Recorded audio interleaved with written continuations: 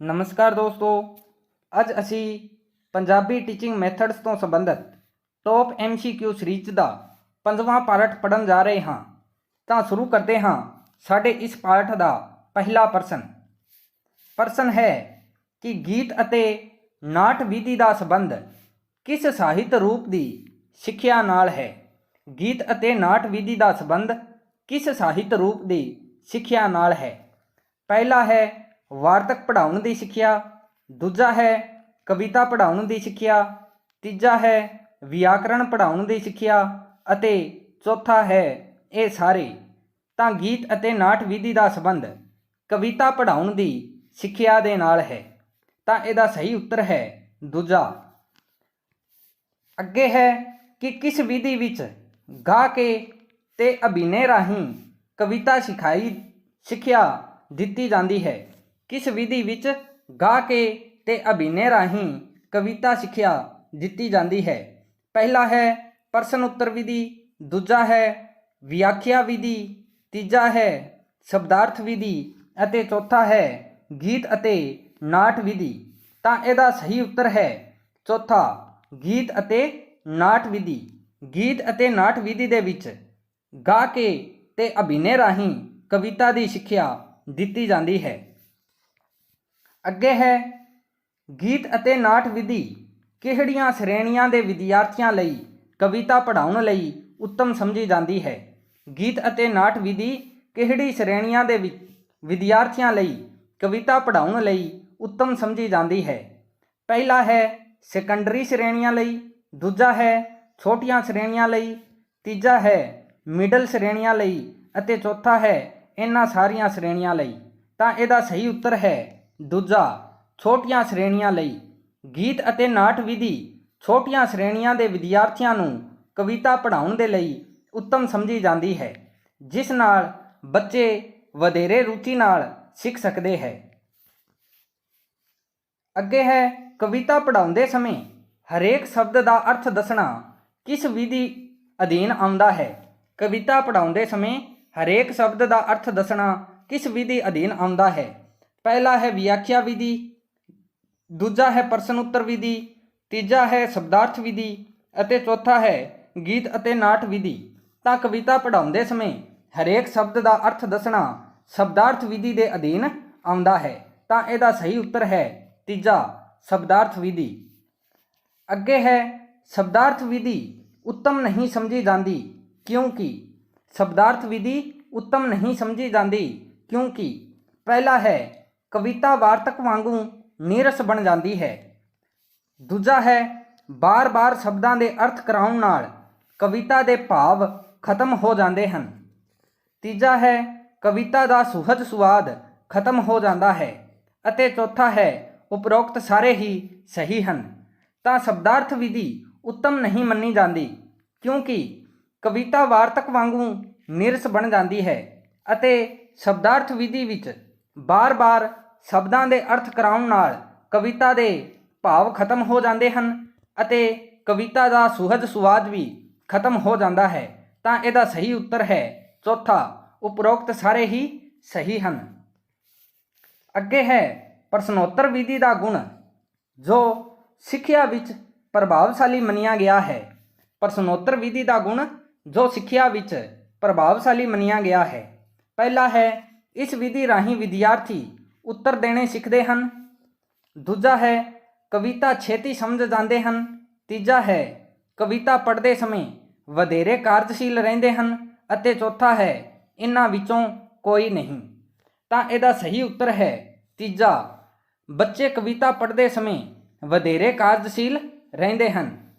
जे एक रूप नाल वेखीए तो इस विधि राही विद्यार्थी उत्तर देने भी सीख जाते हैं, पर प्रश्न के आधार पर सानू उत्तर देना है कि प्रश्नोत्तर विधि का गुण जो सिक्ख्या विच प्रभावशाली मनिया गया है, इन्हां विचों किहड़ा गुण जो सब तो वध प्रभावशाली मनिया गया है। तो सब तो ढुकवां उत्तर जिहड़ा होगा वो होगा कि कविता पढ़ते समय वधेरे कार्यशील रहते हैं। अगे है कविता पढ़ाउण की सब तो ढुकवीं विधि मनी गई है। कविता पढ़ाउण की सब तो ढुकवीं विधि मनी गई है। पहला है प्रश्नोत्तर विधि, दूजा है व्याख्या विधि, तीजा है शब्दार्थ विधि ਅਤੇ चौथा है गीत ਅਤੇ नाट विधि। ਤਾਂ ਇਹਦਾ सही उत्तर है व्याख्या विधि। कविता पढ़ाउण ਦੀ ਸਭ ਤੋਂ ਢੁਕਵੀਂ विधि व्याख्या विधि ਨੂੰ ਮੰਨਿਆ ਗਿਆ है। ਅੱਗੇ ਹੈ व्याख्या विधि ਵਿੱਚ ਕੀਤਾ ਜਾਂਦਾ है। व्याख्या विधि ਵਿੱਚ ਕੀਤਾ ਜਾਂਦਾ है। ਪਹਿਲਾ है कविता ਦੀ व्याख्या, दूजा है कविता ਦੀ ਕਾਵ ਸੁੰਦਰਤਾ ਦੀ ਗੱਲ, तीजा है छंद अलंकार रसां आदि का जिक्र ਅਤੇ चौथा है उपरोक्त सारे। ਤਾਂ व्याख्या विधि ਵਿੱਚ कविता की व्याख्या भी की जाती है। इस तो इलावा कविता की काव सुंदरता की गल भी की जाती है ਅਤੇ कविता ਵਿੱਚ आए छंद अलंकार ਅਤੇ रसां की जिक्र भी किया जाता है। ਤਾਂ ਇਹਦਾ सही उत्तर है चौथा उपरोक्त सारे। अगे है व्याख्या विधि दियां उपविधियां हैं। व्याख्या विधि दियां उपविधियां हैं। पहली है व्यास जां कथा विधि, दूजी है तुलनात्मक विधि, तीजी है समीक्षा विधि ਅਤੇ चौथी है ये सारे। ਤਾਂ व्याख्या विधि दियां उपविधियां ਇਹਦਾ सही उत्तर है ये सारे। व्यास जां कथा विधि, दूजी तुलनात्मक विधि ਅਤੇ तीजी समीक्षा विधि, ये तीने व्याख्या विधि दियां उपविधियां हैं। अगे है कविता पढ़ाउंदे समय कविता दियां विशेषतावां भाषा शैलियां नूं विस्तृत रूप विच पेश करना है। कविता पढ़ाउंदे समय कविता दियां विशेषतावां भाषा शैलियां नूं विस्तृत रूप विच पेश करना है। पहला है तुलनात्मक विधि, दूजा है व्यास जां कथा विधि, तीजा है समीक्षा विधि ਅਤੇ चौथा है इन्हां विचों कोई नहीं। ਤਾਂ ਇਹਦਾ सही उत्तर है व्यास जां कथा विधि। कविता पढ़ाउंदे समय कविता ਦੀਆਂ विशेषतावां ਅਤੇ भाषा शैलियां ਨੂੰ विस्तृत रूप ਵਿੱਚ पेश करना ही व्यास जां कथा विधि है। ਅੱਗੇ है कविता ਦੀ विचारधारा ਤੇ विषय पक्ष ਤੋਂ कवि ਦੀ तुलना दूजे कवियां नाल करना विधि अखवाउंदी है। कविता की विचारधारा ते विषय पक्ष तो कवि की तुलना दूजे कवियां नाल करना विधि अखवाउंदी है। पहली है समीक्षा विधि, दूजी है व्यास जां कथा विधि, तीजी है तुलनात्मक विधि ਅਤੇ चौथी है ये सारे। ਤਾਂ ਇਹਦਾ सही उत्तर है तीजा तुलनात्मक विधि। कविता की विचारधारा ਅਤੇ विषय पक्ष तो कवि की तुलना दूजे कवियां नाल करना ही तुलनात्मक विधि है। अगे है समीक्षा विधि विच कविता की सिक्ख्या दी जाती है। समीक्षा विधि विच कविता की सिक्ख्या दी जाती है। पहला है आलोचनात्मक दृष्टिकोण तो, दूजा है तुलनात्मक दृष्टिकोण तो, तीजा है व्याख्यात्मक दृष्टिकोण तो ਅਤੇ चौथा है प्रसंग विधि नाल। ਤਾਂ समीक्षा विधि विच कविता की सिक्ख्या दी जाती है। ਇਹਦਾ सही उत्तर है पहला आलोचनात्मक दृष्टिकोण तो। समीक्षा विधि विच कविता की सिक्ख्या आलोचनात्मक दृष्टिकोण तो दी जाती है। अगे है समीक्षा विधि उत्तम मनी जाती है। समीक्षा विधि उत्तम मनी जाती है। पहला है नर्सरी जमात विच, दूजा है मिडल जमात विच, तीजा है प्राइमरी जमात विच ਅਤੇ चौथा है उच्च श्रेणियां लई। ਤਾਂ समीक्षा विधि ਜਿਹੜੀ है ਉਹ ਉੱਚ ਸ਼੍ਰੇਣੀਆਂ ਲਈ ਉੱਤਮ ਮੰਨੀ ਜਾਂਦੀ ਹੈ, ਕਿਉਂਕਿ ਛੋਟੀਆਂ ਸ਼੍ਰੇਣੀਆਂ ਦੇ ਵਿੱਚ ਬੱਚਿਆਂ ਦਾ ਦਿਮਾਗ ਇੰਨਾ ਕਾਬਿਲ ਨਹੀਂ ਹੁੰਦਾ ਕਿ ਉਹ ਕਿਸੇ ਵੀ ਚੀਜ਼ ਦੀ ਸਮੀਖਿਆ ਜਾਂ ਆਲੋਚਨਾ ਕਰ ਸਕੇ। ਤਾਂ ਸਮੀਖਿਆ ਵਿਧੀ ਉੱਚ ਸ਼੍ਰੇਣੀਆਂ ਲਈ ਉੱਤਮ ਮੰਨੀ ਗਈ ਹੈ। ਅੱਗੇ ਹੈ ਨਿਗਮਨ ਵਿਧੀ, ਆਗਮਨ ਵਿਧੀ ਅਤੇ ਪ੍ਰਥਕ ਭਾਸ਼ਾ ਸਿੱਖਿਆ ਵਿਧੀ ਕਿਸ ਨੂੰ ਪੜ੍ਹਾਉਣ ਦੀਆਂ ਵਿਧੀਆਂ ਹਨ।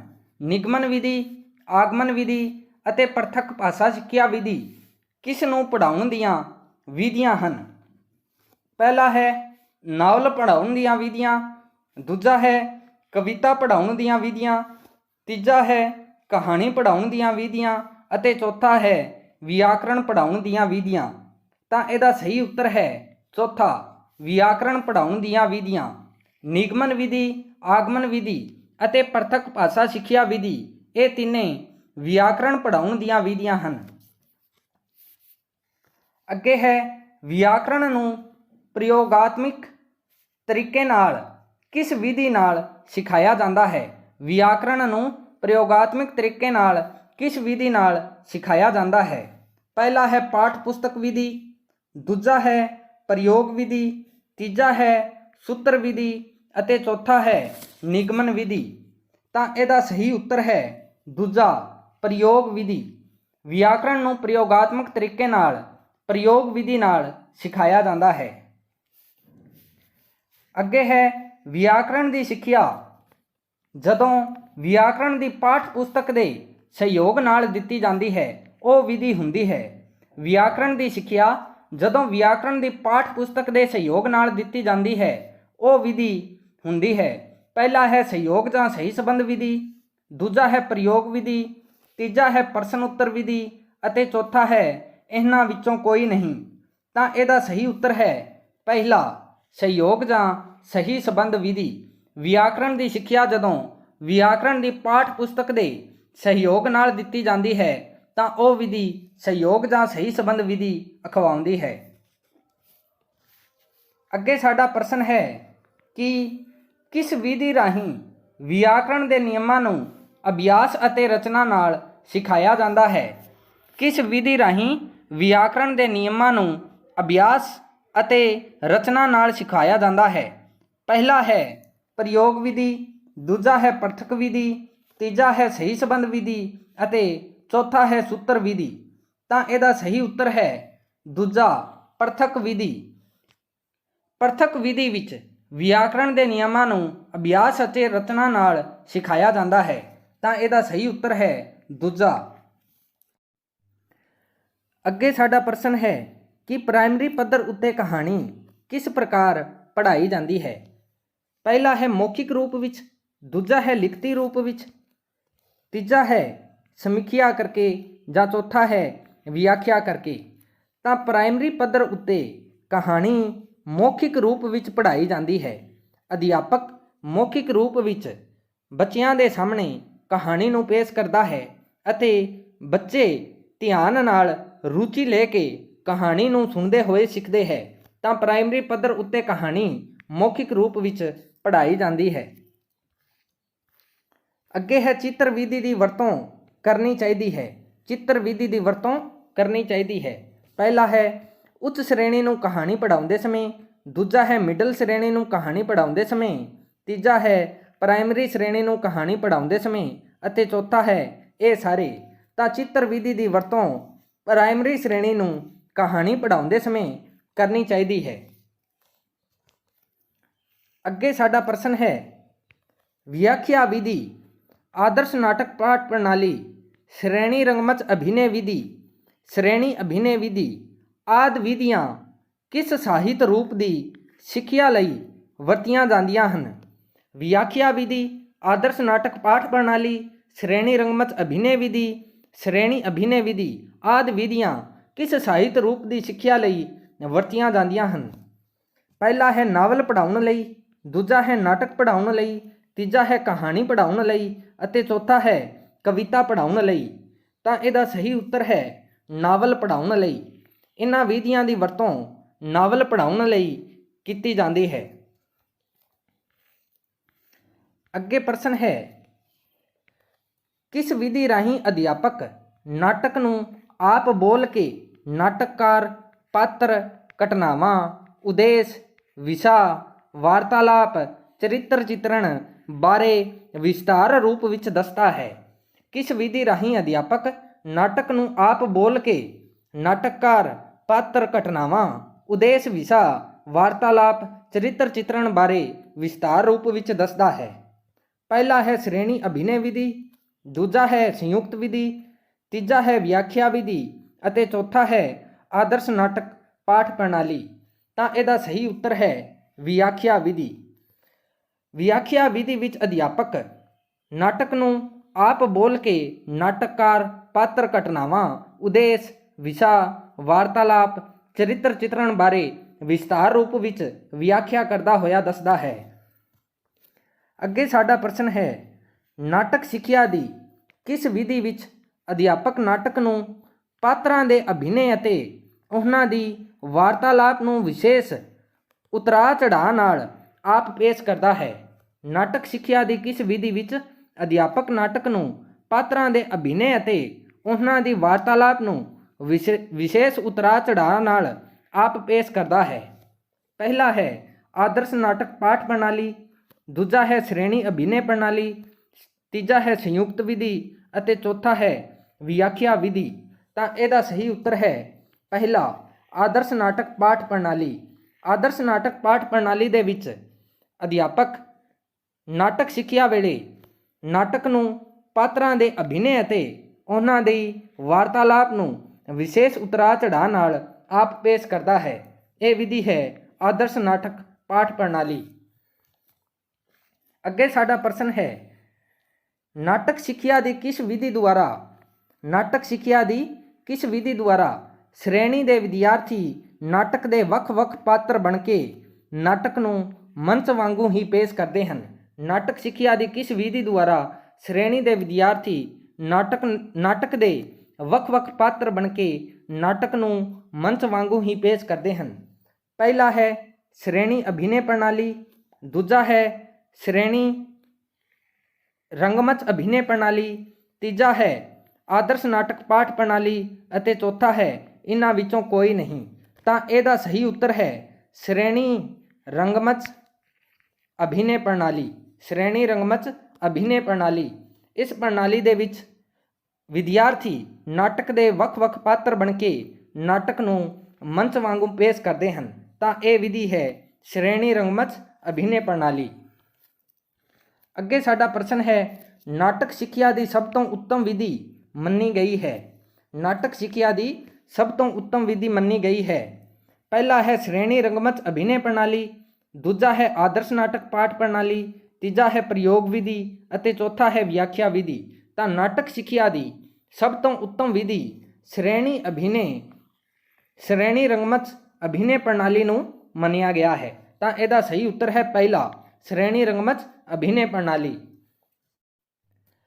ਅੱਗੇ ਹੈ ਨਾਟਕ ਸਿੱਖਿਆ ਦੀ ਕਿਸ ਵਿਧੀ ਵਿੱਚ ਨਾਟਕ ਸਿੱਖਿਆ ਦੀਆਂ ਸਾਰੀਆਂ ਵਿਧੀਆਂ ਨੂੰ ਇੱਕ ਦੂਜੇ ਦੇ ਪੂਰਕ ਰੂਪ ਵਿੱਚ ਪੇਸ਼ ਕੀਤਾ ਜਾਂਦਾ ਹੈ। ਨਾਟਕ ਸਿੱਖਿਆ ਦੀ ਕਿਸ ਵਿਧੀ ਵਿੱਚ ਨਾਟਕ ਸਿੱਖਿਆ ਦੀਆਂ ਸਾਰੀਆਂ ਵਿਧੀਆਂ ਨੂੰ ਇੱਕ ਦੂਜੇ ਦੇ ਪੂਰਕ ਰੂਪ ਵਿੱਚ ਪੇਸ਼ ਕੀਤਾ ਜਾਂਦਾ ਹੈ। ਪਹਿਲਾ ਹੈ ਸ਼੍ਰੇਣੀ ਰੰਗਮੰਚ ਅਭਿਨੈ ਪ੍ਰਣਾਲੀ, ਦੂਜਾ ਹੈ ਆਦਰਸ਼ ਨਾਟਕ ਪਾਠ ਵਿਧੀ, ਤੀਜਾ ਹੈ ਸੰਯੁਕਤ ਪ੍ਰਣਾਲੀ ਅਤੇ ਚੌਥਾ ਹੈ ਪ੍ਰਯੋਗ ਵਿਧੀ। ਤਾਂ ਇਹਦਾ ਸਹੀ ਉੱਤਰ ਹੈ ਤੀਜਾ ਸੰਯੁਕਤ ਪ੍ਰਣਾਲੀ। ਨਾਟਕ ਸਿੱਖਿਆ ਦੀ ਸੰਯੁਕਤ ਪ੍ਰਣਾਲੀ ਦੇ ਵਿੱਚ ਨਾਟਕ ਸਿੱਖਿਆ ਦੀਆਂ ਸਾਰੀਆਂ ਵਿਧੀਆਂ ਨੂੰ ਇੱਕ ਦੂਜੇ ਦੇ ਪੂਰਕ ਰੂਪ ਵਿੱਚ ਪੇਸ਼ ਕੀਤਾ ਜਾਂਦਾ ਹੈ। ਅੱਗੇ ਸਾਡਾ ਪ੍ਰਸ਼ਨ ਹੈ, ਦੇਖੋ ਤੇ ਕਹੋ ਵਿਧੀ, ਪ੍ਰਸ਼ਨ ਉੱਤਰ ਵਿਧੀ, ਸੂਤਰ ਵਿਧੀ, ਪ੍ਰਵਚਨ ਵਿਧੀ, ਅਨੁਕਰਣ ਵਿਧੀ, ਰੂਪ ਰੇਖਾ ਵਿਧੀ ਅਤੇ ਤਰਕ ਵਿਧੀ ਆਦਿ ਕਿਸ ਸਾਹਿਤ ਰੂਪ ਦੀ ਸਿੱਖਿਆ ਦੀਆਂ ਵਿਧੀਆਂ ਹਨ। ਦੇਖੋ ਤੇ ਕਹੋ ਵਿਧੀ, ਪ੍ਰਸ਼ਨ ਉੱਤਰ ਵਿਧੀ, ਸੂਤਰ ਵਿਧੀ, ਪ੍ਰਵਚਨ, ਅਨੁਕਰਣ, ਰੂਪ ਰੇਖਾ ਅਤੇ ਤਰਕ ਵਿਧੀ ਇਹ ਸਾਰੀਆਂ ਵਿਧੀਆਂ ਕਿਸ ਸਾਹਿਤ ਰੂਪ ਦੀ ਸਿੱਖਿਆ ਦੀਆਂ ਵਿਧੀਆਂ ਹੈ। ਪਹਿਲਾ ਹੈ ਨਾਵਲ ਸਿੱਖਿਆ ਦੀਆਂ ਵਿਧੀਆਂ, ਦੂਜਾ ਹੈ ਕਵਿਤਾ ਸਿੱਖਿਆ ਦੀਆਂ ਵਿਧੀਆਂ, ਤੀਜਾ ਹੈ ਨਾਟਕ ਸਿੱਖਿਆ ਦੀਆਂ ਵਿਧੀਆਂ ਅਤੇ ਚੌਥਾ ਹੈ ਨਿਬੰਧ ਸਿੱਖਿਆ ਦੀਆਂ ਵਿਧੀਆਂ। ਤਾਂ ਇਹਦਾ ਸਹੀ ਉੱਤਰ ਹੈ ਚੌਥਾ ਨਿਬੰਧ ਸਿੱਖਿਆ ਦੀਆਂ ਵਿਧੀਆਂ। ਨਿਬੰਧ ਸਿੱਖਿਆ ਦੀਆਂ ਵਿਧੀਆਂ ਦੇ ਵਿੱਚ ਅਸੀਂ ਪੜ੍ਹਦੇ ਹਾਂ ਦੇਖੋ ਤੇ ਕਹੋ ਵਿਧੀ, ਪ੍ਰਸ਼ਨ ਉੱਤਰ ਵਿਧੀ, ਸੂਤਰ ਵਿਧੀ, ਪ੍ਰਵਚਨ ਵਿਧੀ, ਅਨੁਕਰਣ ਵਿਧੀ, ਰੂਪ ਰੇਖਾ ਵਿਧੀ, ਤਰਕ ਵਿਧੀ ਆਦਿ ਵਿਧੀਆਂ ਨਾਟਕ ਪੜ੍ਹਾਉਣ ਦੀਆਂ ਵਿਧੀਆਂ ਹਨ। ਅੱਗੇ ਹੈ ਨਿਬੰਧ ਸਿੱਖਿਆ ਦੀ ਕਿਸ ਵਿਧੀ ਵਿੱਚ ਕੋਈ ਚਿੱਤਰ, ਮਾਡਲ ਆਦਿ ਦਿਖਾ ਕੇ ਵਿਚਾਰਾਂ ਨੂੰ ਸਪਸ਼ਟ ਕੀਤਾ ਜਾਂਦਾ ਹੈ। ਨਿਬੰਧ ਸਿੱਖਿਆ ਦੀ ਕਿਸ ਵਿਧੀ ਵਿੱਚ ਕੋਈ ਚਿੱਤਰ, ਮਾਡਲ ਆਦਿ ਦਿਖਾ ਕੇ ਵਿਚਾਰਾਂ ਨੂੰ ਸਪਸ਼ਟ ਕੀਤਾ ਜਾਂਦਾ ਹੈ। ਪਹਿਲਾ ਹੈ ਪ੍ਰਵਚਨ ਵਿਧੀ, ਦੂਜਾ ਹੈ ਦੇਖੋ ਤੇ ਕਹੋ ਵਿਧੀ, ਤੀਜਾ ਹੈ ਅਨੁਕਰਣ ਵਿਧੀ ਅਤੇ ਚੌਥਾ ਹੈ ਵਿਆਖਿਆ ਵਿਧੀ। ਤਾਂ ਇਹਦਾ ਸਹੀ ਉੱਤਰ ਹੈ ਦੇਖੋ ਤੇ ਕਹੋ ਵਿਧੀ। ਨਾਟਕ ਸਿੱਖਿਆ ਦੀ, ਨਿਬੰਧ ਸਿੱਖਿਆ ਦੀ ਦੇਖੋ ਤੇ ਕਹੋ ਵਿਧੀ ਦੇ ਵਿੱਚ ਕੋਈ ਚਿੱਤਰ, ਜਾਂ ਮਾਡਲ ਦਿਖਾ ਕੇ ਵਿਚਾਰਾਂ ਨੂੰ ਸਪਸ਼ਟ ਕੀਤਾ ਜਾਂਦਾ ਹੈ। ਅੱਗੇ ਹੈ ਨਿਬੰਧ ਸਿੱਖਿਆ ਦੀ ਕਿਸ ਵਿਧੀ ਵਿੱਚ ਮਾਂਟੇਸਰੀ ਅਤੇ ਫਰੋਬੇਲ ਦੇ ਸਿੱਖਿਆ ਵਿਧੀਆਂ ਦੇ ਗੁਣ ਸ਼ਾਮਿਲ ਹਨ। ਨਿਬੰਧ ਸਿੱਖਿਆ ਦੀ ਕਿਸ ਵਿਧੀ ਵਿੱਚ ਮਾਂਟੇਸਰੀ ਅਤੇ ਫਰੋਬੇਲ ਦੇ ਸਿੱਖਿਆ ਵਿਧੀਆਂ ਦੇ ਗੁਣ ਸ਼ਾਮਿਲ ਹਨ। ਪਹਿਲਾ ਹੈ ਦੇਖੋ ਤੇ ਕਹੋ ਵਿਧੀ, ਦੂਜਾ ਹੈ ਤਰਕ ਵਿਧੀ, ਤੀਜਾ ਹੈ ਅਨੁਕਰਣ ਵਿਧੀ ਅਤੇ ਚੌਥਾ ਹੈ ਸੂਤਰ ਵਿਧੀ। ਤਾਂ ਇਹਦਾ ਸਹੀ ਉੱਤਰ ਹੈ ਦੇਖੋ ਤੇ ਕਹੋ ਵਿਧੀ। ਦੇਖੋ ਤੇ ਕਹੋ ਵਿਧੀ ਦੇ ਵਿੱਚ ਮਾਂਟੇਸਰੀ ਅਤੇ ਫਰੋਬੇਲ ਦੇ ਸਿੱਖਿਆ ਵਿਧੀਆਂ ਦੇ ਗੁਣ ਸ਼ਾਮਲ ਹਨ। ਅੱਗੇ ਹੈ ਨਿਬੰਧ ਸੰਬੰਧੀ ਵਿਦਿਆਰਥੀਆਂ ਦੇ ਪੂਰਵ ਗਿਆਨ ਅਤੇ ਨਿਬੰਧ ਵਿੱਚ ਆਏ ਵਿਚਾਰਾਂ ਸੰਬੰਧੀ ਪੁੱਛੇ ਗਏ ਪ੍ਰਸ਼ਨ ਕਿਸ ਵਿਧੀ ਵਿੱਚ ਆਉਂਦੇ ਹਨ। ਨਿਬੰਧ ਸੰਬੰਧੀ ਵਿਦਿਆਰਥੀਆਂ ਦੇ ਪੂਰਵ ਗਿਆਨ ਅਤੇ ਨਿਬੰਧ ਵਿੱਚ ਆਏ ਵਿਚਾਰਾਂ ਸੰਬੰਧੀ ਪੁੱਛੇ ਗਏ ਪ੍ਰਸ਼ਨ ਕਿਸ ਵਿਧੀ ਵਿੱਚ ਆਉਂਦੇ ਹਨ। ਪਹਿਲਾ ਹੈ ਸੂਤਰ ਵਿਧੀ, ਦੂਜਾ ਹੈ ਪ੍ਰਵਚਨ ਵਿਧੀ, ਤੀਜਾ ਹੈ ਰੂਪਰੇਖਾ ਵਿਧੀ ਅਤੇ ਚੌਥਾ ਹੈ ਪ੍ਰਸ਼ਨ ਉੱਤਰ ਵਿਧੀ। ਤਾਂ ਇਹਦਾ ਸਹੀ ਉੱਤਰ ਹੈ ਚੌਥਾ ਪ੍ਰਸ਼ਨ ਉੱਤਰ ਵਿਧੀ। ਨਿਬੰਧ ਸੰਬੰਧੀ ਵਿਦਿਆਰਥੀਆਂ ਦੇ ਪੂਰਵ ਗਿਆਨ ਅਤੇ ਨਿਬੰਧ ਵਿੱਚ ਆਏ ਵਿਚਾਰਾਂ ਸੰਬੰਧੀ ਪੁੱਛੇ ਗਏ ਪ੍ਰਸ਼ਨ ਉੱਤਰ ਵਿਧੀ ਵਿੱਚ ਆਉਂਦੇ ਹਨ। ਅੱਗੇ ਹੈ ਨਿਬੰਧ ਸਿੱਖਿਆ ਦੀ ਉਹ ਵਿਧੀ ਜਿਸ ਵਿੱਚ ਵਿਦਿਆਰਥੀਆਂ ਲਈ ਕੁਝ ਸੂਤਰ ਨਿਰਧਾਰਿਤ ਕੀਤੇ ਜਾਂਦੇ ਹਨ। ਨਿਬੰਧ ਸਿੱਖਿਆ ਦੀ ਉਹ ਵਿਧੀ ਜਿਸ ਵਿੱਚ ਵਿਦਿਆਰਥੀਆਂ ਲਈ ਕੁਝ ਸੂਤਰ ਨਿਰਧਾਰਿਤ ਕੀਤੇ ਜਾਂਦੇ ਹਨ ਤੇ ਉਹਨਾਂ ਦੀ ਵਿਆਖਿਆ ਵਿਦਿਆਰਥੀਆਂ ਦੁਆਰਾ ਕੀਤੀ ਜਾਂਦੀ ਹੈ। ਤਾਂ ਪਹਿਲਾ ਹੈ ਸਮੀਖਿਆ ਵਿਧੀ, ਦੂਜਾ ਹੈ ਵਿਆਖਿਆ ਵਿਧੀ, ਤੀਜਾ ਹੈ ਸੂਤਰ ਵਿਧੀ ਅਤੇ ਚੌਥਾ ਹੈ ਰੂਪਰੇਖਾ ਵਿਧੀ। ਤਾਂ ਇਹਦਾ ਸਹੀ ਉੱਤਰ ਹੈ ਤੀਜਾ ਸੂਤਰ ਵਿਧੀ। ਅੱਗੇ ਹੈ ਪ੍ਰਸਤਾਵਨਾ ਵਿੱਚ ਹੁੰਦੀ ਹੈ। ਪਹਿਲਾ ਹੈ ਕਿਸੇ ਰਚਨਾ ਦੀ ਮੁੱਢਲੀ ਜਾਣਕਾਰੀ, ਦੂਜਾ ਹੈ ਨਿਬੰਧ ਰਚਨਾ, ਤੀਜਾ ਹੈ ਕਵਿਤਾ ਰਚਨਾ ਅਤੇ ਚੌਥਾ ਹੈ ਕਿਸੇ ਰਚਨਾ ਦੀ ਸੰਪੂਰਨ ਜਾਣਕਾਰੀ। ਤਾਂ ਪ੍ਰਸਤਾਵਨਾ ਦੇ ਵਿੱਚ ਕਿਸੇ ਰਚਨਾ ਦੀ ਮੁੱਢਲੀ ਜਾਣਕਾਰੀ ਹੁੰਦੀ ਹੈ। ਇਹਦਾ ਸਹੀ ਉੱਤਰ ਹੈ ਪਹਿਲਾ ਕਿਸੇ ਰਚਨਾ ਦੀ ਮੁੱਢਲੀ ਜਾਣਕਾਰੀ। ਅੱਗੇ ਹੈ ਨਾਵਲ ਦੀ ਸਵੈ ਅਧਿਐਨ ਵਿਧੀ ਵਿੱਚ ਵਿਦਿਆਰਥੀ।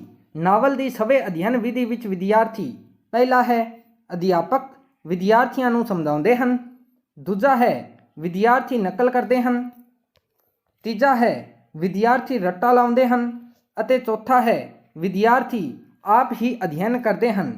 ਤਾਂ ਇਹਦਾ ਸਹੀ ਉੱਤਰ ਹੈ ਚੌਥਾ ਵਿਦਿਆਰਥੀ ਆਪ ਹੀ ਅਧਿਐਨ ਕਰਦੇ ਹਨ। ਨਾਵਲ ਦੀ ਸਵੈ ਅਧਿਐਨ ਵਿਧੀ ਦੇ ਵਿੱਚ ਵਿਦਿਆਰਥੀ ਆਪ ਹੀ ਅਧਿਐਨ ਕਰਦੇ ਹਨ। ਅੱਗੇ ਹੈ ਨਾਵਲ ਦੀ ਸਮੀਖਿਆ ਦੇ ਵਿੱਚ। ਨਾਵਲ ਦੀ ਸਮੀਖਿਆ ਵਿੱਚ ਪਹਿਲਾ ਹੈ ਨਾਵਲ ਦਾ ਪਲਾਟ ਕਿਸ ਪ੍ਰਕਾਰ ਦਾ ਹੈ, ਦੂਜਾ ਹੈ ਨਾਵਲ ਦਾ ਵਿਸ਼ਾ ਕੀ ਹੈ, ਤੀਜਾ ਹੈ ਨਾਵਲ ਦੇ ਪਾਤਰ ਅਤੇ ਘਟਨਾਵਾਂ ਕੀ ਹਨ ਅਤੇ ਚੌਥਾ ਹੈ ਉਪਰੋਕਤ ਸਾਰਿਆਂ ਦੀ ਆਲੋਚਨਾ ਕੀਤੀ ਜਾਂਦੀ ਹੈ। ਤਾਂ ਨਾਵਲ ਦੀ ਸਮੀਖਿਆ ਦੇ ਵਿੱਚ ਸਮੀਖਿਆ ਤੋਂ ਭਾਵ ਹੁੰਦਾ ਹੈ ਆਲੋਚਨਾ ਕਰਨਾ। ਤਾਂ ਇਹਦਾ ਸਹੀ ਉੱਤਰ ਹੈ ਚੌਥਾ ਉਪਰੋਕਤ ਸਾਰਿਆਂ ਦੀ ਆਲੋਚਨਾ ਕੀਤੀ ਜਾਂਦੀ ਹੈ। ਨਾਵਲ ਦੀ ਸਮੀਖਿਆ ਦੇ ਵਿੱਚ ਨਾਵਲ ਦਾ ਪਲਾਟ ਕਿਸ ਪ੍ਰਕਾਰ ਦਾ ਹੈ, ਨਾਵਲ ਦਾ ਵਿਸ਼ਾ ਕੀ ਹੈ, ਨਾਵਲ ਦੇ ਪਾਤਰ ਅਤੇ ਘਟਨਾਵਾਂ ਕੀ ਹਨ, ਇਹਨਾਂ ਸਾਰਿਆਂ ਦੀ ਆਲੋਚਨਾ ਕੀਤੀ ਜਾਂਦੀ ਹੈ। ਅੱਗੇ ਹੈ ਨਿਬੰਧ ਸਿੱਖਿਆ ਵਿੱਚ ਅਧਿਆਪਕ ਦੇ ਵਿਚਾਰਾਂ ਦੀ ਉਸੇ ਪ੍ਰਕਾਰ ਨਕਲ ਕਰ ਲੈਣਾ ਹੈ। ਨਿਬੰਧ ਸਿੱਖਿਆ ਵਿੱਚ ਅਧਿਆਪਕ ਦੇ ਵਿਚਾਰਾਂ ਦੀ ਉਸੇ ਪ੍ਰਕਾਰ ਨਕਲ ਕਰ ਲੈਣਾ ਹੈ। ਪਹਿਲਾ ਹੈ ਅਨੁਕਰਣ ਵਿਧੀ, ਦੂਜਾ ਹੈ ਪ੍ਰਵਚਨ ਵਿਧੀ, ਤੀਜਾ ਹੈ ਸੂਤਰ ਵਿਧੀ ਅਤੇ ਚੌਥਾ ਹੈ ਵਿਆਖਿਆ ਵਿਧੀ। ਤਾਂ ਨਿਬੰਧ ਸਿੱਖਿਆ ਦੇ ਵਿੱਚ ਅਧਿਆਪਕ ਦੇ ਵਿਚਾਰਾਂ ਦੇ ਉਸੇ ਤਰ੍ਹਾਂ ਨਕਲ ਕਰ ਲੈਣਾ ਅਨੁਕਰਣ ਵਿਧੀ ਹੈ। ਅਨੁਕਰਣ ਤੋਂ ਭਾਵ ਹੁੰਦਾ ਹੈ ਨਕਲ ਕਰਨਾ। ਅੱਗੇ ਹੈ ਨਿਗਮਨ ਵਿਧੀ ਵਿੱਚ ਸੂਤਰ ਪ੍ਰਯੋਗ ਕੀਤਾ ਜਾਂਦਾ ਹੈ।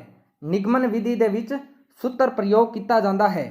ਪਹਿਲਾ ਹੈ ਸਧਾਰਨ ਤੋਂ ਵਿਸ਼ੇਸ਼, ਦੂਜਾ ਹੈ ਵਿਸ਼ੇਸ਼ ਤੋਂ ਸਧਾਰਨ, ਤੀਜਾ ਹੈ ਸਰਲ ਤੋਂ ਕਠਿਨ ਅਤੇ ਚੌਥਾ ਹੈ ਇਹ ਸਾਰੇ। ਤਾਂ ਨਿਗਮਨ ਵਿਧੀ ਦੇ ਵਿੱਚ ਸਧਾਰਨ ਤੋਂ ਵਿਸ਼ੇਸ਼ ਸੂਤਰ ਦਾ ਪ੍ਰਯੋਗ ਕੀਤਾ ਜਾਂਦਾ ਹੈ। ਇਸ ਵਿਧੀ ਦੇ ਵਿੱਚ ਸਭ ਤੋਂ ਪਹਿਲਾਂ ਨਿਯਮ ਦੱਸੇ ਜਾਂਦੇ ਹੈ, ਉਸ ਤੋਂ ਬਾਅਦ ਉਦਾਹਰਣ ਦਿੱਤੇ ਜਾਂਦੇ ਹੈ। ਤਾਂ ਨਿਗਮਨ ਵਿਧੀ ਵਿੱਚ ਸਧਾਰਨ ਤੋਂ ਵਿਸ਼ੇਸ਼ ਸੂਤਰ ਦਾ ਪ੍ਰਯੋਗ ਕੀਤਾ ਜਾਂਦਾ ਹੈ। ਅੱਗੇ ਹੈ ਮਾਂਟੇਸਰੀ ਨੇ ਕਿਹੜਾ ਕੌਸ਼ਲ ਪਹਿਲਾਂ ਸ਼ੁਰੂ ਕਰਨ ਦੀ ਗੱਲ ਕੀਤੀ ਹੈ। ਮਾਂਟੇਸਰੀ ਨੇ ਕਿਹੜਾ ਕੌਸ਼ਲ ਪਹਿਲਾਂ ਸ਼ੁਰੂ ਕਰਨ ਦੀ ਗੱਲ ਕੀਤੀ ਹੈ। ਪਹਿਲਾ ਹੈ ਲਿਖਣਾ, ਦੂਜਾ ਹੈ ਪੜ੍ਹਨਾ, ਤੀਜਾ ਹੈ ਦੋਵੇਂ ਅਤੇ ਚੌਥਾ ਹੈ ਸੁਣਨਾ। ਤਾਂ ਇਹਦਾ ਸਹੀ ਉੱਤਰ ਹੈ ਪਹਿਲਾ ਲਿਖਣਾ। ਮਾਂਟੇਸਰੀ ਨੇ ਲਿਖਣ ਕੌਸ਼ਲ ਸਭ ਤੋਂ ਪਹਿਲਾਂ ਸ਼ੁਰੂ ਕਰਨ ਦੀ ਗੱਲ ਕੀਤੀ ਹੈ। ਅੱਗੇ ਹੈ ਕਿੰਡਰਗਾਰਟਨ ਵਿਧੀ ਦੇ ਜਨਮਦਾਤਾ ਹਨ। ਕਿੰਡਰਗਾਰਟਨ ਵਿਧੀ ਦੇ ਜਨਮਦਾਤਾ ਹਨ ਮਾਂਟੇਸਰੀ, ਫਰੋਬੇਲ, ਜੌਨ ਡਿਊਈ ਅਤੇ ਰੂਸੋ। ਤਾਂ ਇਹਦਾ ਸਹੀ ਉੱਤਰ ਹੈ ਦੂਜਾ ਫਰੋਬੇਲ। ਕਿੰਡਰਗਾਰਟਨ ਵਿਧੀ ਦੇ ਜਨਮਦਾਤਾ ਫਰੋਬੇਲ ਹਨ। ਅੱਗੇ ਹੈ ਕਿੰਡਰਗਾਰਟਨ ਦਾ ਅਰਥ ਹੈ। ਕਿੰਡਰਗਾਰਟਨ ਦਾ ਅਰਥ ਹੈ ਪਹਿਲਾ ਹੈ ਫੁੱਲਾਂ ਦਾ ਬਾਗ, ਦੂਜਾ ਹੈ ਪੰਛੀਆਂ ਦਾ ਬਾਗ, ਤੀਜਾ ਹੈ ਬੱਚਿਆਂ ਦਾ ਬਾਗ ਅਤੇ ਚੌਥਾ ਹੈ ਸਾਰੇ ਸਹੀ ਹਨ। ਤਾਂ ਕਿੰਡਰਗਾਰਟਨ ਦਾ ਅਰਥ ਹੈ ਬੱਚਿਆਂ ਦਾ ਬਾਗ। ਬੱਚਿਆਂ ਨੂੰ ਇੱਕ ਬਾਗ ਵਿੱਚ ਪੌਦੇ ਦੇ ਸਮਾਨ ਦੱਸਿਆ ਹੈ ਅਤੇ ਅਧਿਆਪਕ ਨੂੰ ਇੱਕ ਮਾਲੀ ਦੇ ਤੌਰ ਤੇ ਇਸ ਵਿਧੀ ਵਿੱਚ ਦੱਸਿਆ ਗਿਆ ਹੈ। ਤਾਂ ਇਹਦਾ ਸਹੀ ਉੱਤਰ ਹੈ ਤੀਜਾ ਬੱਚਿਆਂ ਦਾ ਬਾਗ। ਅੱਗੇ ਹੈ ਕਿੰਡਰਗਾਰਟਨ ਵਿੱਚ ਕੇਂਦਰ ਮੰਨਿਆ ਗਿਆ ਹੈ। ਕਿੰਡਰਗਾਰਟਨ ਵਿੱਚ ਕੇਂਦਰ ਮੰਨਿਆ ਗਿਆ ਹੈ। ਪਹਿਲਾ ਹੈ ਅਧਿਆਪਕ, ਦੂਜਾ ਹੈ ਬੱਚੇ, ਤੀਜਾ ਹੈ ਸਕੂਲ ਅਤੇ ਚੌਥਾ ਹੈ ਸਾਰੇ ਹੀ। ਤਾਂ ਇਸ ਵਿਧੀ ਵਿੱਚ ਜੋ ਕੇਂਦਰ ਮੰਨਿਆ ਗਿਆ ਹੈ ਉਹ ਬੱਚਿਆਂ ਨੂੰ ਮੰਨਿਆ ਗਿਆ ਹੈ। ਤਾਂ ਇਹਦਾ ਸਹੀ ਉੱਤਰ ਹੈ ਦੂਜਾ। ਅੱਗੇ ਹੈ ਨਵੀਨ ਸਿੱਖਿਆ ਪ੍ਰਣਾਲੀ ਦੀ ਵਿਸ਼ੇਸ਼ਤਾ ਹੈ। ਨਵੀਨ ਸਿੱਖਿਆ ਪ੍ਰਣਾਲੀ ਦੀ ਵਿਸ਼ੇਸ਼ਤਾ ਹੈ ਪਹਿਲਾ ਹੈ ਇਸ ਵਿੱਚ ਕਿਰਿਆਸ਼ੀਲਤਾ ਤੇ ਬਲ ਦਿੱਤਾ ਜਾਂਦਾ ਹੈ, ਦੂਜਾ ਹੈ ਇਹ ਮਨੋਵਿਗਿਆਨਿਕ ਸਿਧਾਂਤਾਂ ਤੇ ਆਧਾਰਿਤ ਹੈ, ਤੀਜਾ ਹੈ ਇਸ ਵਿੱਚ ਸਮਾਜਿਕ ਕਾਰਜਾਂ ਉੱਤੇ ਜ਼ੋਰ ਦਿੱਤਾ ਜਾਂਦਾ ਹੈ ਅਤੇ ਚੌਥਾ ਹੈ ਉਪਰੋਕਤ ਸਾਰੇ। ਤਾਂ ਇਹਦਾ ਸਹੀ ਉੱਤਰ ਹੈ ਚੌਥਾ ਉਪਰੋਕਤ ਸਾਰੇ। ਨਵੀਨ ਸਿੱਖਿਆ ਪ੍ਰਣਾਲੀ ਦੇ ਵਿੱਚ ਕਿਰਿਆਸ਼ੀਲਤਾ ਤੇ ਬਲ ਦਿੱਤਾ ਜਾਂਦਾ ਹੈ, ਦੂਜਾ ਮਨੋਵਿਗਿਆਨਿਕ ਸਿਧਾਂਤਾਂ ਉੱਤੇ ਵੀ ਆਧਾਰਿਤ ਹੈ ਅਤੇ ਇਸ ਵਿੱਚ ਸਮਾਜਿਕ ਕਾਰਜਾਂ ਉੱਤੇ ਜ਼ੋਰ ਦਿੱਤਾ ਜਾਂਦਾ ਹੈ। ਤਾਂ ਇਹਦਾ ਸਹੀ ਉੱਤਰ ਹੈ ਉਪਰੋਕਤ ਸਾਰੇ। ਤਾਂ ਇਹ ਸੀ ਸਾਡੀ ਅੱਜ ਦੀ ਵੀਡੀਓ। ਉਮੀਦ ਕਰਦੇ ਹਾਂ ਤੁਹਾਨੂੰ ਇਹ ਵੀਡੀਓ ਪਸੰਦ ਆਇਆ ਹੋਵੇਗਾ। ਜੇ ਵੀਡੀਓ ਪਸੰਦ ਆਇਆ ਹੋਵੇ ਤਾਂ ਵੀਡੀਓ ਨੂੰ ਲਾਈਕ ਕਰੋ, ਵੱਧ ਤੋਂ ਵੱਧ ਸ਼ੇਅਰ ਕਰੋ ਅਤੇ ਸਾਡੇ YouTube channel exam helper A to Z ਨੂੰ ਸਬਸਕ੍ਰਾਈਬ ਕਰੋ। ਧੰਨਵਾਦ।